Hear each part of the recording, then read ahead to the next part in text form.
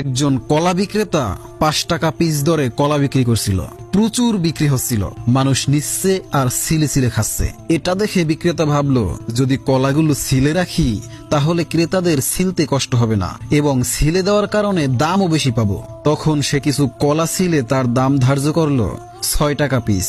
এখন ক্রেতারা এসে তার কাছে দাম জিজ্ঞাসা করলে সে বলছে এগুলো 5 টাকা আর ছিলাগুলো 6 টাকা। দেখা গেল ক্রেতারা তখন 5 টাকা দরের কলাই নিয়ে যাচ্ছে। সে ভাবলো যখন কম দামি কলা থাকবে না তখন দাম বেশি দিয়ে নিয়ে যাবে। এক সময় 5 টাকার কলা সব শেষ হয়ে গেল। এখন আর কোনো ক্রেতাই তার কাছে আসছে না। তবে প্রচুর মাছি এসে বিনামূল্যে কলা খাচ্ছে আর ভো ভো করে উড়ে বেড়াচ্ছে। এখন সে ভাবলো দাম কমালে মনে হয় বিক্রি হবে। সে দাম কমাতে কমাতে 0 টাকায় চলে গেল। তবুও কেউ কলা নিল না। দিনের শেষে সেগুলো ড্রেনে ফেলে দিল।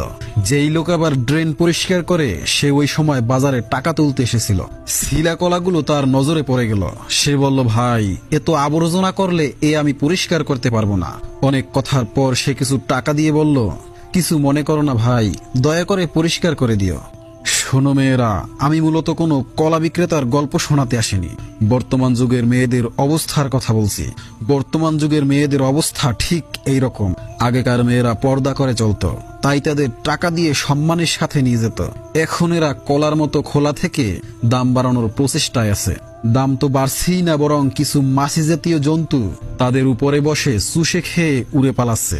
আর এরা নিজেদের দাম বাড়তে গিয়ে এতটা কমে যাচ্ছে যে এদেরকে লক্ষাধিক টাকা দিয়ে পার করাতে হচ্ছে।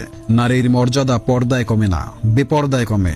আল্লাহ পাক আমাদের বুঝার তৌফিক দান করুন, আমিন।